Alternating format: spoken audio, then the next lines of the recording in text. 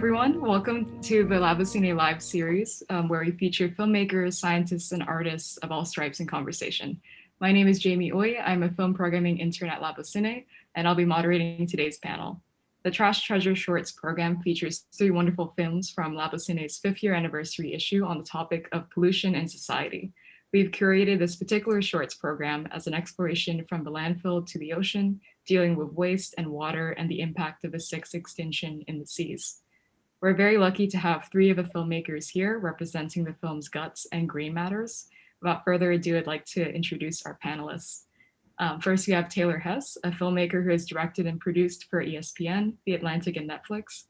Her experience ranges from documentary series to narrative feature films, and she's worked at Vox, Jigsaw Productions, Part 2 Pictures, the Independent Filmmaker Project, and Scott Rudin Productions. She graduated from New York University's Tisch School of the Arts and the Columbia University Graduate School of Journalism. Moving on to the other half of the Guts team, Noah Hutton is a writer and director of documentary and narrative films. He was nominated for the 2021 Independent Spirit Award for Best First Screenplay for Lapsis, a sci-fi feature that he wrote, directed, scored, and edited, which premiered in the narrative feature competition at South by Southwest 2020.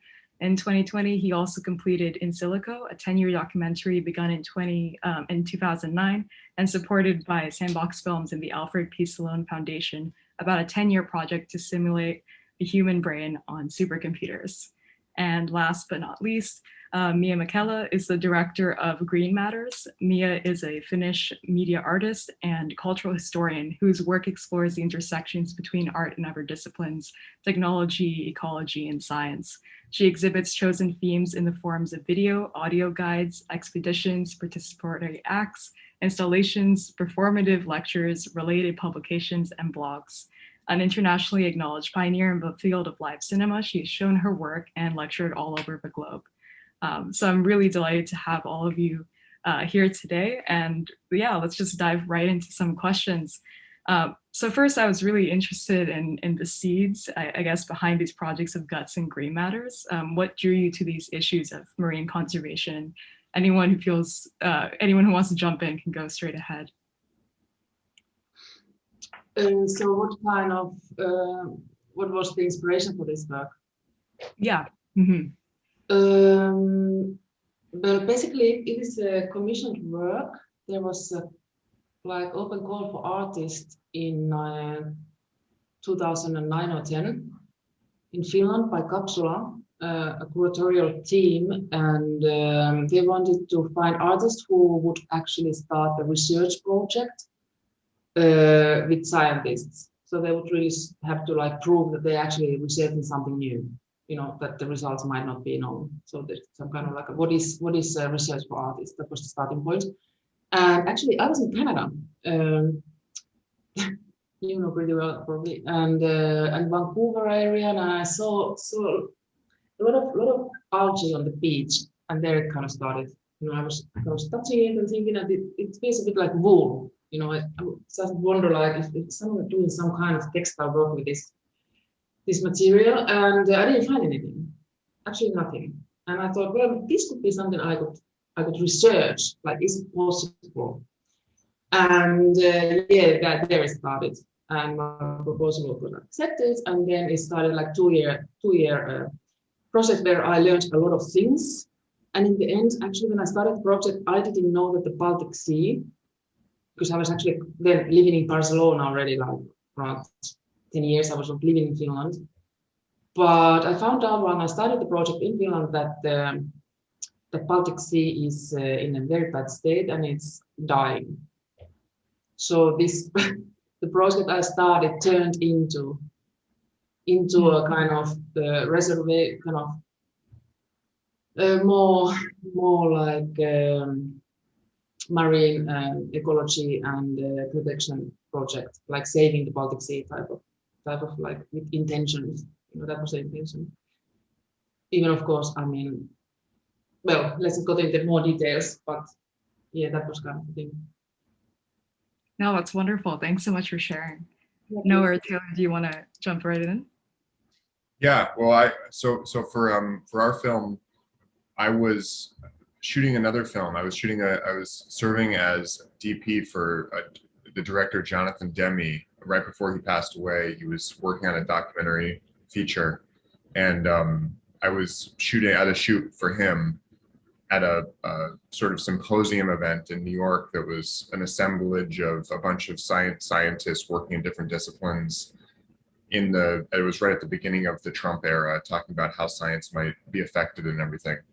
And so we were there shooting another really amazing scientist, but I was hearing this other scientist on the panel answering questions, and that's who became the subject of our film Guts, Dr. Max Lebrun, and they were responding incredibly critically to some other science, it's amazing retorts to some status quo answers from the other people on the panel. And I was like, who is this person who's courageous enough to challenge these assumptions being laid out about how just science is sort of this monolithic force for good in our world. And so Max caught my ear and was, interesting to me as a potential, subject of a film. But when Taylor and I started talking to them, Max made it clear that we would need to train in the lab to become basically lab members ourselves before we even made the film. So that, I think, made it even more intriguing. It was sort of difficult at first to understand how that was going to fit into our own filmmaking process, but ultimately all of these things added up to a very unique experience for us as filmmakers, and drew us in more than pushed us away. No, that's great to hear. Taylor, do you have any other things to add to that, or? I'll add. I'm sure. I'm sure so many more questions I'll add too, but that was good for now. Sure. Yeah, and I love how both your films are sort of unconventional science documentaries that challenge what the typical lab could look like, whether that's actually having these feminist anti-colonial perspectives in the room, or by incorporating creative artistic practices in studying the Baltic Sea. And that was actually a perfect segue to my next question. How do you think the filmmaking process affected your ideas about science, or maybe your preconceptions about research?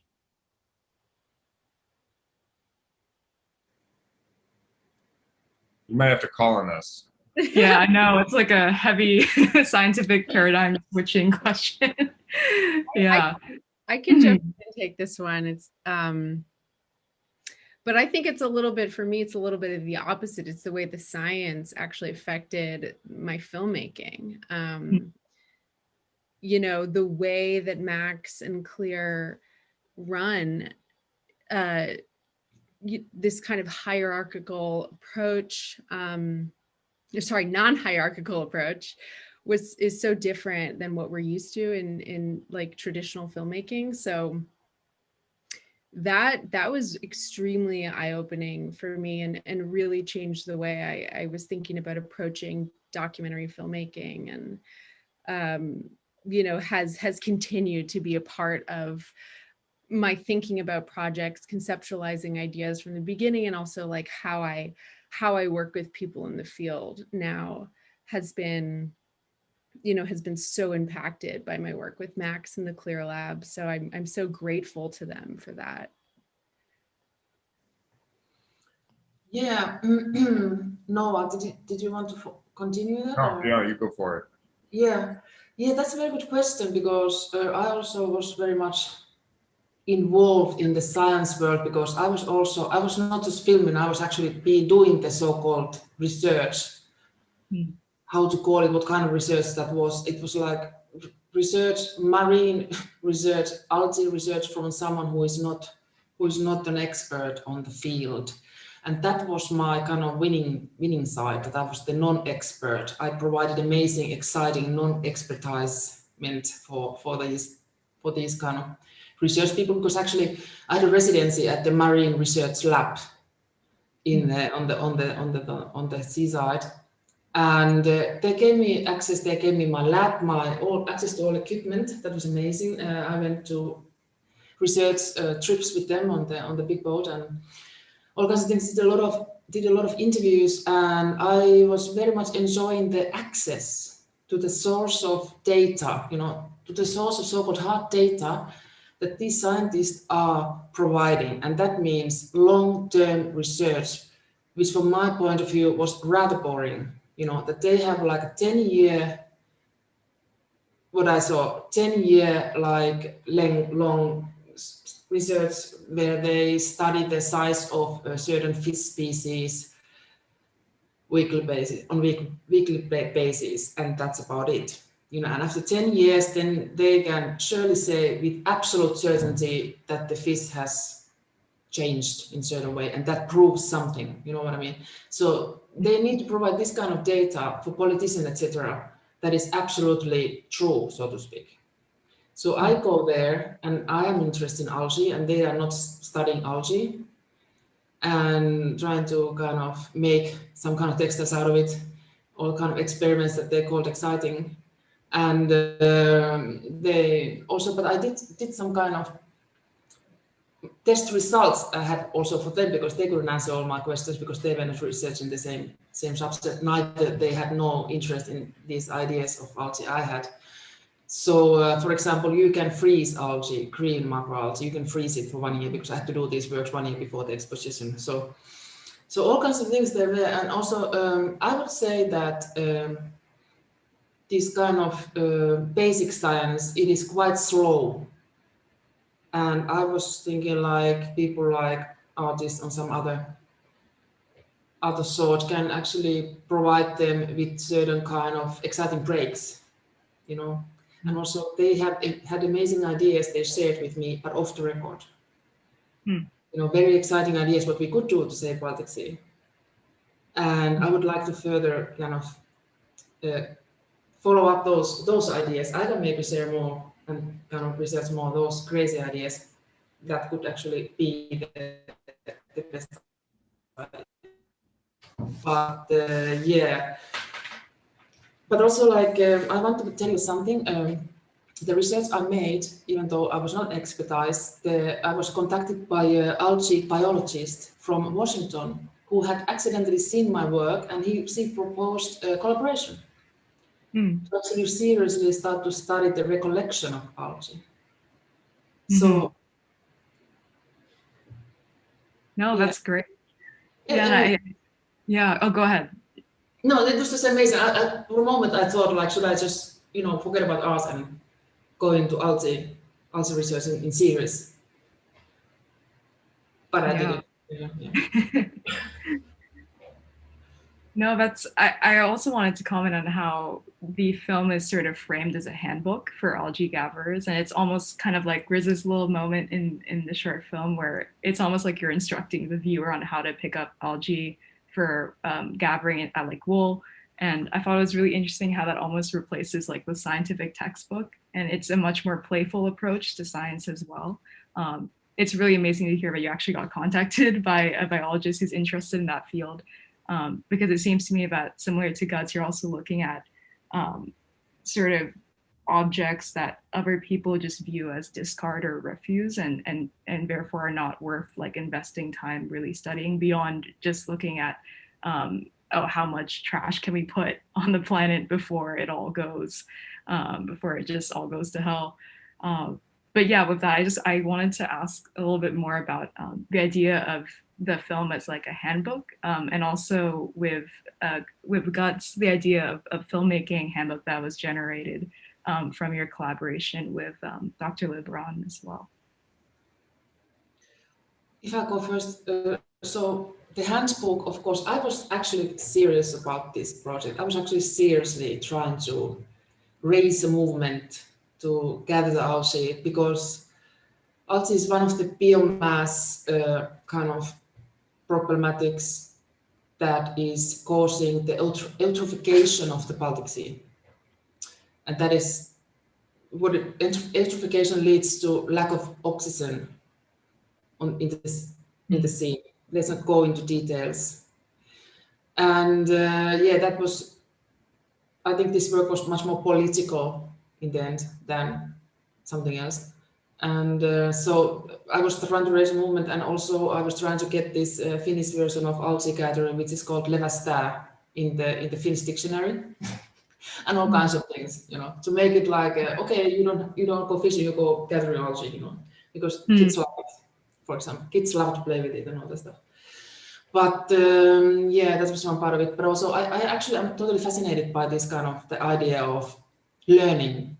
For me, every project I do, it's a learning process, and it's, you know, just kind of like learning, widening up, and that's my hope. I'm going to share that with the public, and also to approach a very kind of heavy theme, like sad issue, but trying to avoid the doom and gloom, because for me it's not working anymore.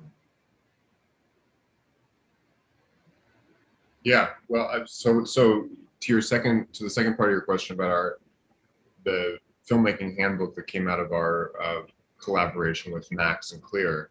As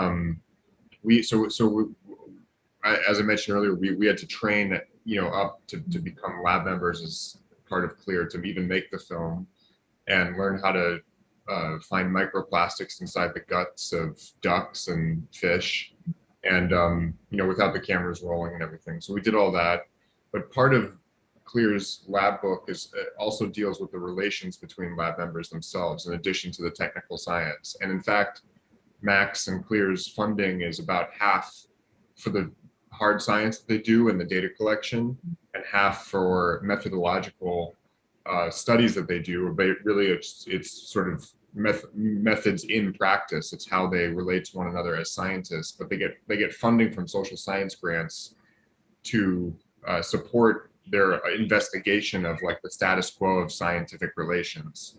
And I think that's, we both thought that was really cool and different for a science lab.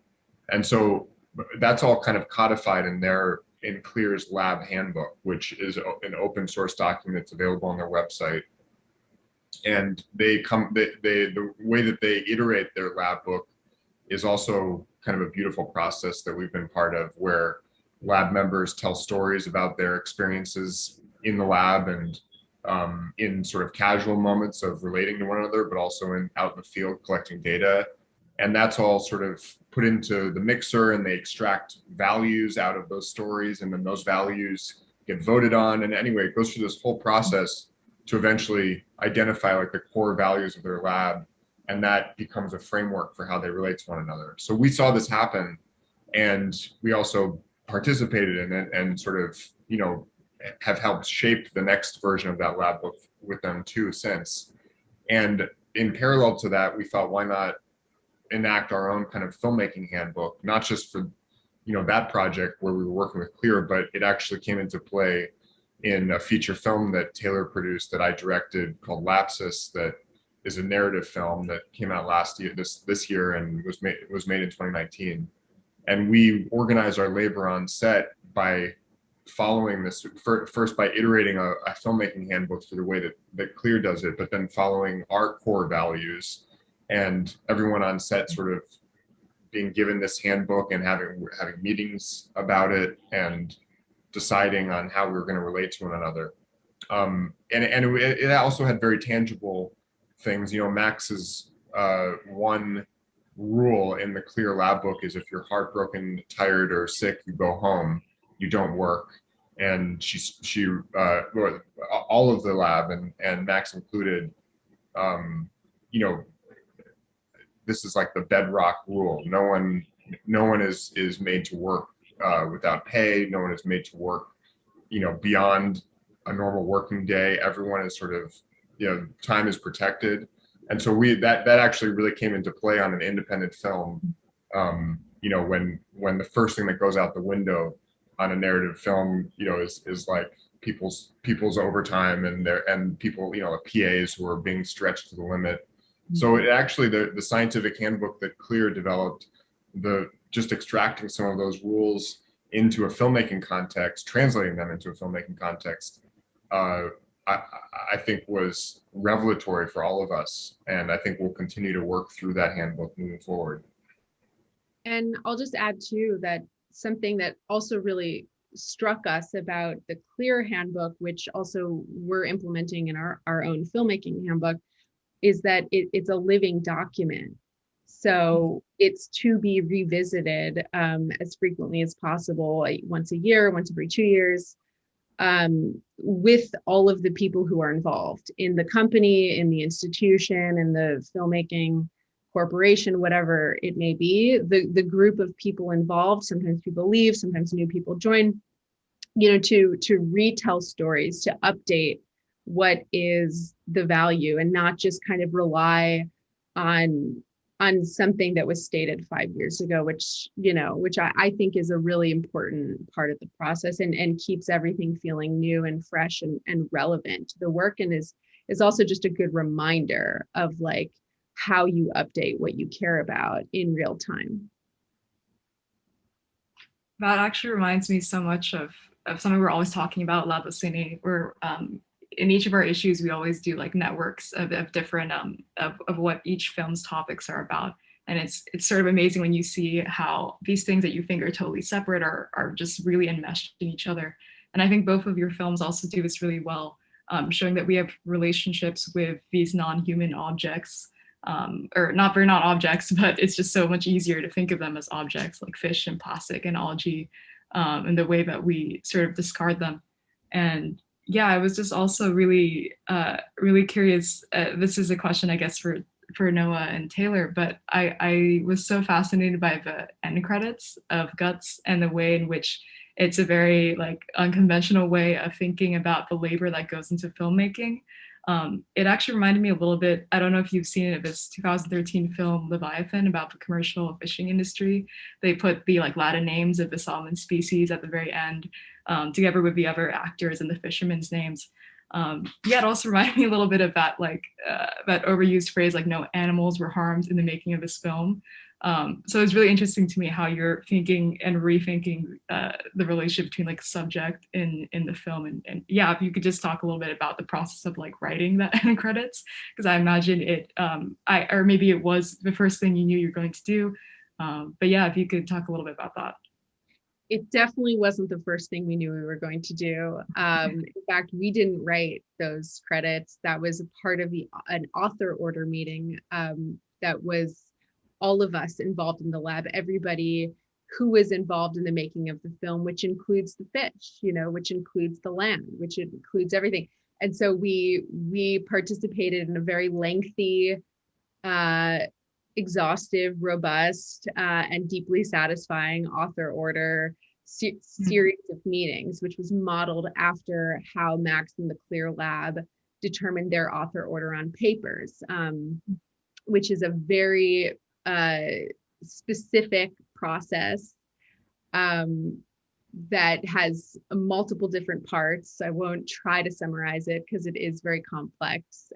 If you do go to Clear's website, you can watch an entire video on how to emulate author order if you're interested, in a really horizontal way.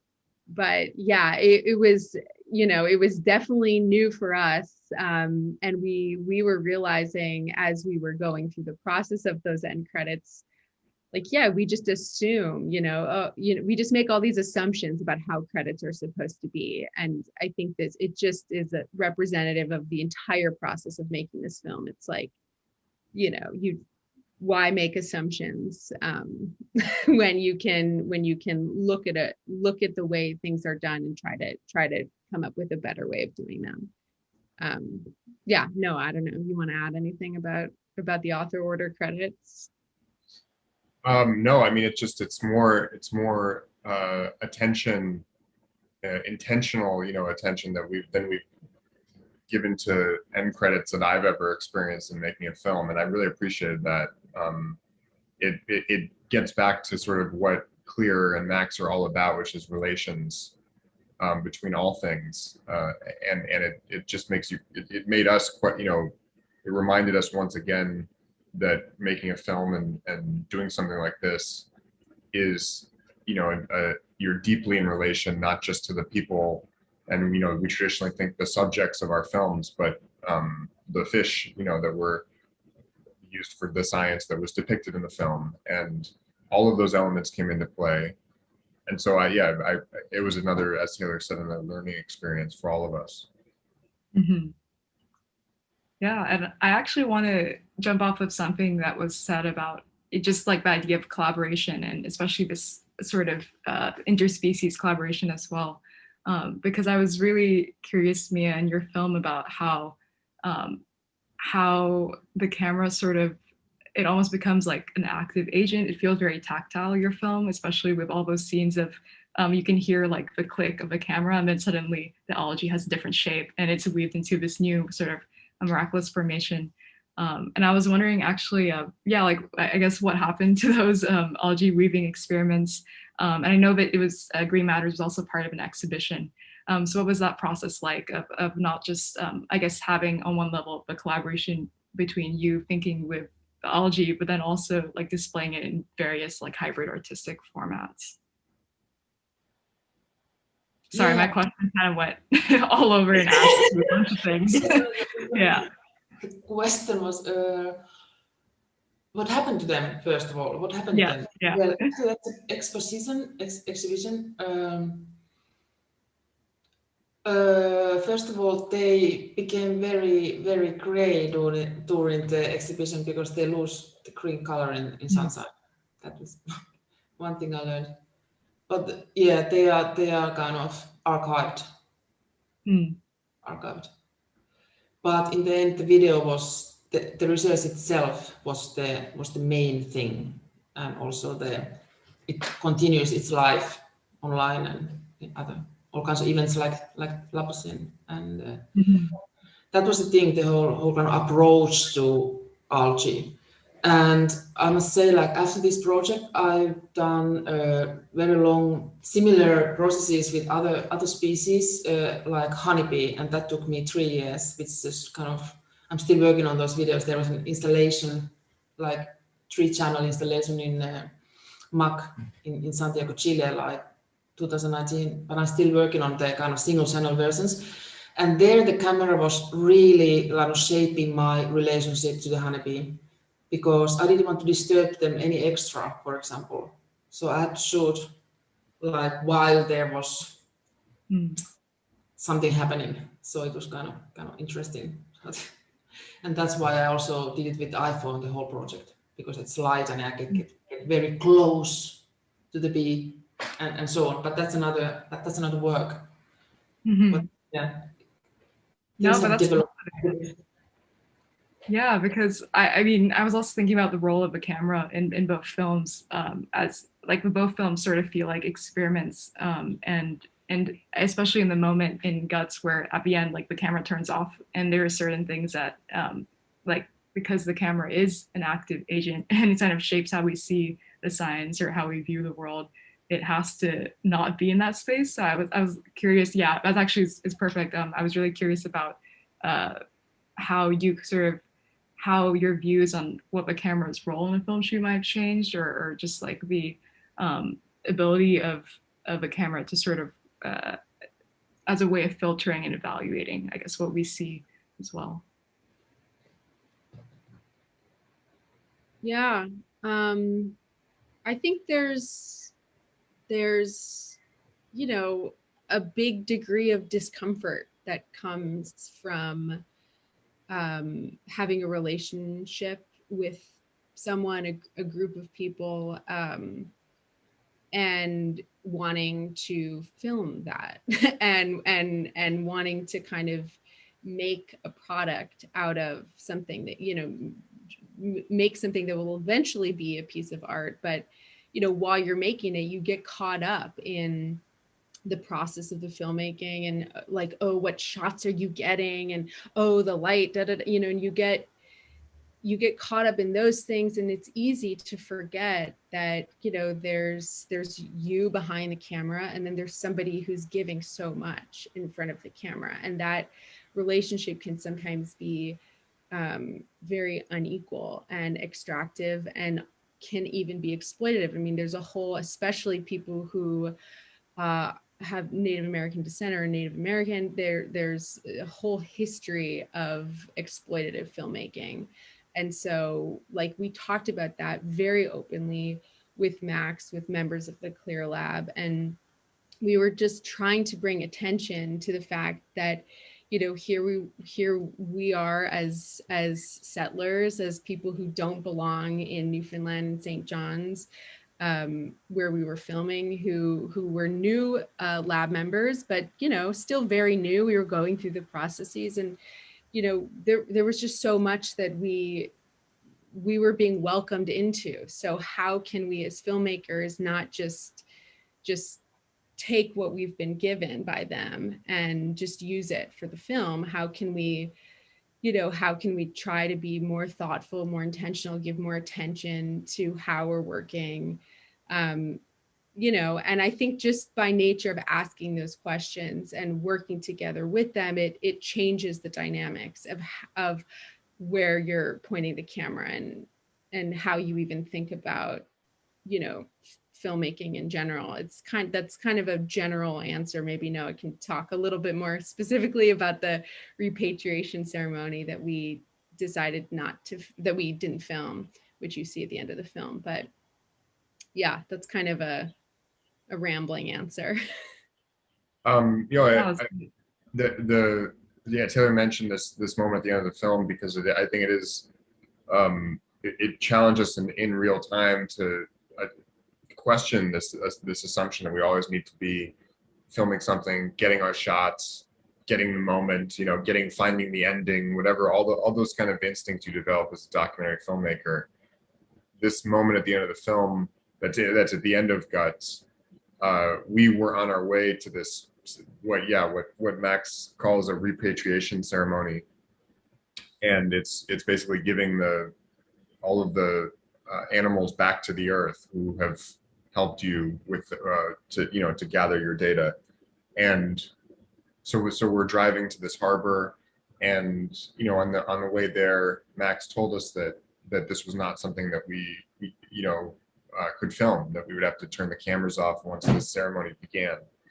And I think both of us, it was kind of difficult because we thought, I think both of us had been thinking like, wow, okay, we've seen the whole process. We've seen them going out on the boat, trawling for microplastics. You know, we've done the dissections in the lab, gathering the data. And along the way, you know, we've talked about the lab and the values and the handbook and everything. And here we are returning the animals to the earth, the repatriation ceremony. It's the perfect bookend to the story, you know. So we were flashing the narrative, bells were going off, and then we were told, no, we're not going to be able to film this. So I think that we found that difficult for a second, and then certainly when we actually had to turn the cameras off, it was difficult. And we ended up leaning into that because in retrospect, and I certainly wasn't feeling this at the moment. I had to learn from my own response to being disappointed turning the camera off, that turning the camera off, you know, is allowing yourself as a person to be then in a different kind of relation with what's around you. And it is true that the moment when you have a camera on, there is a barrier between you as a human and whatever else you're relating to in the world. You are behind that. So we put that in the film to exemplify, I think, what some of the things we had learned from the lab, and give you a sense, hopefully, of how seriously they do take these principles, and the principles about relating to the samples and so on and so forth, that they don't want to just show this, you know, to have the cameras capture this. This is kind of sacred. And we wanted to put that ethos into the film itself. And that became the ending, not actually seeing the thing, but the fact that we had to turn the cameras off was our ending. Yeah, I mean, it was an extremely sacred, you know, Indigenous process that was, you know, it was like just we were able to be a part of it in such a more full way by turning the cameras off. I think, like Noah saying, we didn't realize it till after, but you know, it did go against the instincts of like, wow, something sacred, you know, we should film it, but like not everything sacred needs to be filmed. And I think that's just a big lesson. That's wonderful. Yeah, and I also was thinking a little bit. Mia, I know you've done work with live cinema, and so also like rethinking what cinema could be, or what forms it could take. I was wondering if you could speak a little bit to that as well. I know it's a little bit beyond the scope of Green Matters, but I thought it might be relevant. Yeah. Yeah, but could I start with following up of this thing? Yeah. Because I think a lot about this technology of representation of other species, because it's totally different to what people, humans, because they can say no or they can tell their opinion, but other species are kind of silence in a way. So that is extremely interesting theme, especially nowadays. All this posthumanism, post-humanist studies field, and yeah, I think it's interesting to be very conscious of that. And for me, the key essence here is time, because when you think about nature documentary, when you think about all this Attenborough and all these kind of classics of representation of nature, so to speak, like we are also nature, so so it's all about time and money in the end that kind of defines the gaze, the human gaze.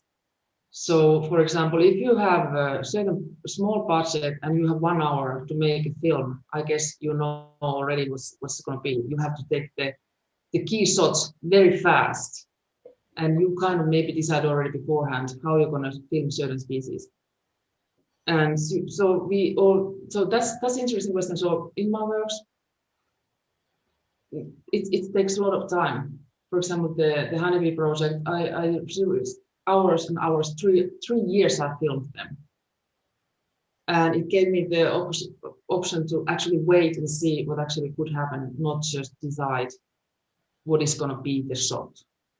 And this is how I will represent this species. Like I will shoot the bee in the flower, and yeah, they're seen it millions of times, but that should do it. You know what I mean? So it's like, yeah, do we have the time to actually see it, really start to watch and give it the possibility to see new things, other things. And I guess with the algae too, I saw it as a treasure, not in a utilitarian way, kind of exploitative way that, oh yeah, let's make rocks. It's not the point. But it is amazing treasure among us. It's just unfortunate that it's part of the problem also. Mm. So, but live cinema, yeah, it is interesting to work in the margins of the industry, so to speak, because when you work in the avant-garde or some kind of like experimental field, if I can call it that, because experimental is kind of extinct. But I was kind of following Andrei Tarkovsky. His motto was already in the 70s, like cinema is dead, because it has been taken over by need to present theater on screen. So it's basically talking heads having a dialogue or monologue or whatever. So it's basically theater in a way. And Tarkovsky was actually very sad that we had missed the opportunity to actually make art. What is the cinematic arts? What is the communication, visual communication without words? So that was my starting point to make the live cinema works. How can I make a story or whatever it is? How can I communicate something to other people without any words, without people usually, just image and sound. So yeah, no, and yeah, and I know that we're reaching the end of our time, so I actually wanted to ask you what's next and what projects you've been working on. You've mentioned the Honeybee project, and I know that you've got a lot of press for Lapsis already. I just watched the trailer the other day, and it's really exciting. A little bit too close to home, I feel, with everything happening, with the gig economy, but definitely a very precinct tale. But yeah, if you could speak a little bit about what you're working on now, what you're excited for. Yeah. Oh yeah, well, I appreciate that, and yeah, Lapsis is out now, but I'm writing another feature film, narrative film, so I'm heading in that direction, but may come back to do more documentary work as time goes on. Yeah. Yeah, I'm I'm currently working on a narrative short film and a couple other projects that are just bouncing around, and I'm eager to get back into filming now that we can safely. So yeah, hopefully to be making a lot more movies soon. I'm currently making kind of another research kind of video and photography work on minerals. I spent some time there's a great residency in Finland it's inside of old mine, so it's kind of fascinating place. But apart from that, I'm going back to the bees, honeybees, and I'm trying to create the bee vision with certain specific equipment, because of course other species see the world very different than we do. It's not a blue-green world for them. The planet is not blue then, and then I will make a VR work about the kind of underground social world of a tree. So it's going to the roots, back to the roots. Yeah, no, and we look forward to seeing all of these in future Labocine and Imagine Science programs. I just want to thank you all again for taking time out of your busy schedules and to make this call across different time zones. Yeah, and thank you for your time and energy. We'd also like to encourage everyone watching to explore Taylor, Mia, and Noah's work further and to sift through the rest of the 40+ films in the Trash Treasure issue. Definitely a lot of gems there. And thank you for tuning in, and take care.